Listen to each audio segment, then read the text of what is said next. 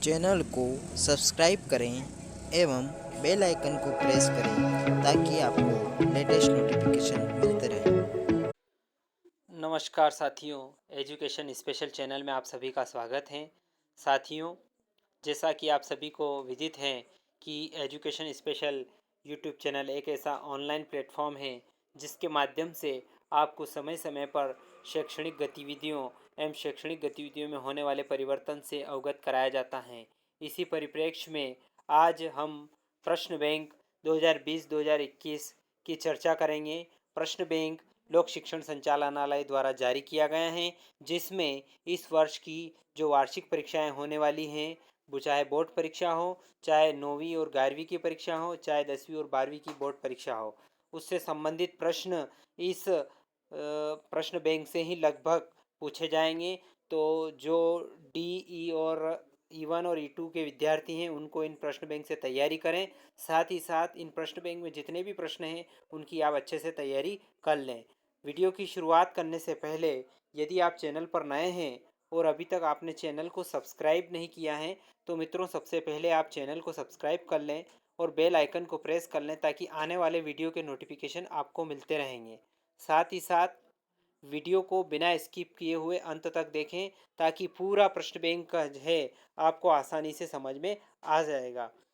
मैं आपको इस वीडियो के माध्यम से एक एक प्रश्न को उत्तर सहित समझाने वाला हूं, इसलिए आप वीडियो को अंत तक देखें, इस वीडियो पर अंत तक बने रहें। आइए हम वीडियो की शुरुआत करते हैं।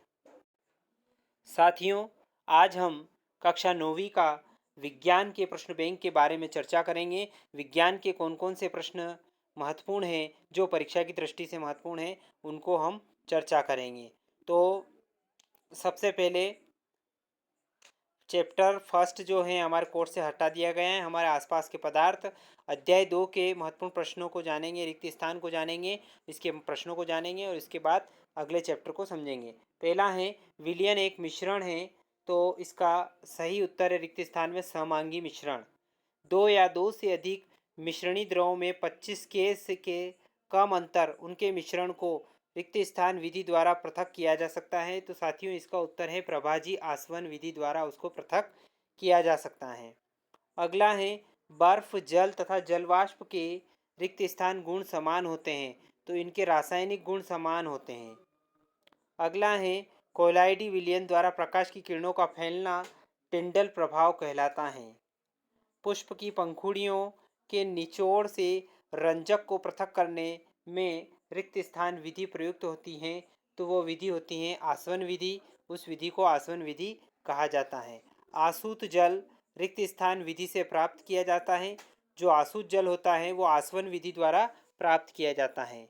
एक ही प्रकार के कणों से बनने वाले पदार्थ रिक्त स्थान कहलाते हैं, तो साथियों वो पदार्थ शुद्ध पदार्थ कहलाते हैं। विलयन की इकाई आयतन में उपस्थित विलयन की मात्रा की रिक्त स्थान सांद्रता कहलाती है। तो अगला है 9वां, एक ही प्रकार के परमाणुओं से बने पदार्थ रिक्त स्थान कहलाते हैं, तो वो कहलाते हैं तत्व कहलाते हैं। ये बहुत ही महत्वपूर्ण रिक्त स्थान है। अगला है दूध एक रिक्त स्थान विलयन है, तो जो दूध होता है वो एक कोलाइडल विलयन होता है। किसी पदार्थ के ठोस से सीधे वाष्प में बदलने की क्रिया जो होती है ऊर्ध्वपातन क्रिया कहलाती है। रेत और जल के मिश्रण को विथारण विधि से पृथक किया जा सकता है। अब इसकी एक सही जोड़ी है इस चैप्टर की, वो भी जान लेते हैं। यौगिक यौगिक के लिए SiO2। इसी प्रकार तत्व की बात करें तो O ऑक्सीजन, और मिश्रण की बात करें तो NaCl प्लस H2O। अब अतिलघुत्तरी प्रश्न जान लेते हैं। अतिलघुत्तरी जो 2 अंक के प्रश्न होते हैं। पहला प्रश्न है शुद्ध पदार्थ क्या है।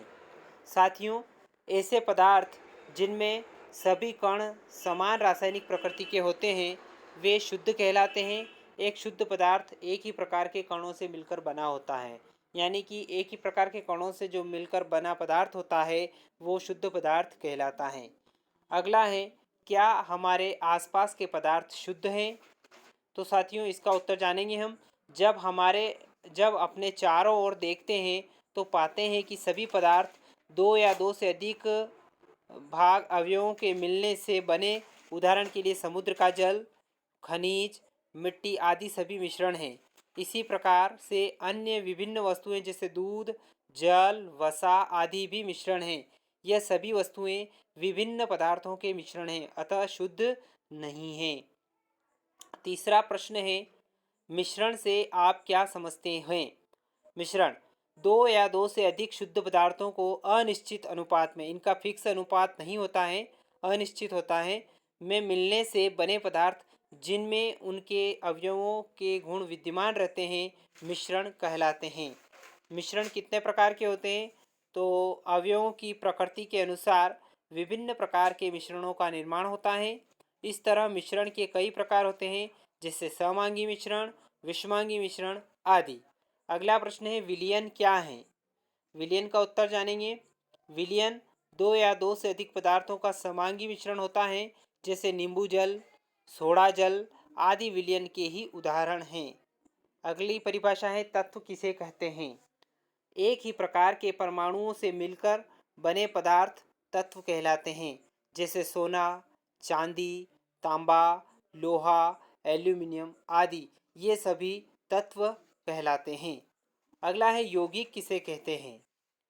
दो या दो से अधिक तत्वों के निश्चित अनुपात में मिलने से बने पदार्थ जिनके गुण अपने अवयवी तत्वों के गुणों से सर्वथा भिन्न होते हैं, वे यौगिक कहलाते हैं, जैसे जल, कार्बन डाइऑक्साइड, नमक, सोडियम क्लोराइड आदि, ये यौगिक हैं। इनमें एक निश्चित अनुपात से मिले हुए होते हैं। जैसे जल की बात करें तो हाइड्रोजन और ऑक्सीजन एक निश्चित अनुपात में इसमें मिले होते हैं, इसलिए ये यौगिक कहलाता है। अगला 8वां प्रश्न है, महत्वपूर्ण प्रश्न, जल साधारण ताप द्रव है या क्यों? क्योंकि जल में हाइड्रोजन अणुओं के मध्य संयोजन बंध मजबूत होता है, इसलिए। कमरे के ताप पर एक द्रव धातु एक अद्रव अधातु का उदाहरण दीजिए। कमरे के ताप पर द्रव धातु पारा कहलाती है और द्रव अधातु ब्रोमीन है। भौतिक परिवर्तन और रासायनिक परिवर्तन में अंतर लिखिए। बहुत ही महत्वपूर्ण प्रश्न है, परीक्षा में पूछा जाएगा। ऐसा परिवर्तन जिसमें पदार्थ की भौतिक अवस्था बदल जाती है किंतु रासायनिक अवस्था में कोई परिवर्तन नहीं होता है, भौतिक परिवर्तन कहलाता है। जैसे लकड़ी से बुरादा बनना। रासायनिक परिवर्तन की बात करें, ऐसा परिवर्तन जिसमें पदार्थ की भौतिक अवस्था के साथ साथ रासायनिक अवस्था भी बदल जाती है, जैसे दूध से दही का जमना। अगला है, शुद्ध पदार्थ एवं अशुद्ध पदार्थ में अंतर लिखिए। ऐसा पदार्थ जो एक ही प्रकार के कणों से बना होता है शुद्ध पदार्थ कहलाता है। उदाहरण के लिए सोना, चांदी। ऐसा पदार्थ जो विभिन्न प्रकार के कणों से बना होता है उसे अशुद्ध पदार्थ कहते हैं, जैसे कि वायु। अगला प्रश्न है, निलंबन किसे कहते हैं? यह विषमांगी मिश्रण है जिसमें विलेय पदार्थ के कण घुलते नहीं हैं बल्कि माध्यम की समष्टि में निलंबित रहते हैं। ये कण आँखों से देखे जा सकते हैं। अगला लघुत्तरी प्रश्नों की बात करें, जो कि 3 अंकों के प्रश्न हैं। निम्नलिखित अभिलक्षण वाले प्रत्येक मिश्रण का एक उदाहरण दीजिए। इन मिश्रण के अवयवों को पृथक करने की एक उपयुक्त विधि भी बताइए। पहला है, दो अभिश्रणीय द्रव, क्वथनांकों में पर्याप्त अंतर रखने वाले वाष्पशील अवयव और किसी विलेयक में घुले दो या दो से अधिक रंगीन अवयव में से जो ठोस सीधे गैसीय अवस्था में परिवर्तित हो। जल एवं केरोसिन का मिश्रण, पृथक करने की विधि।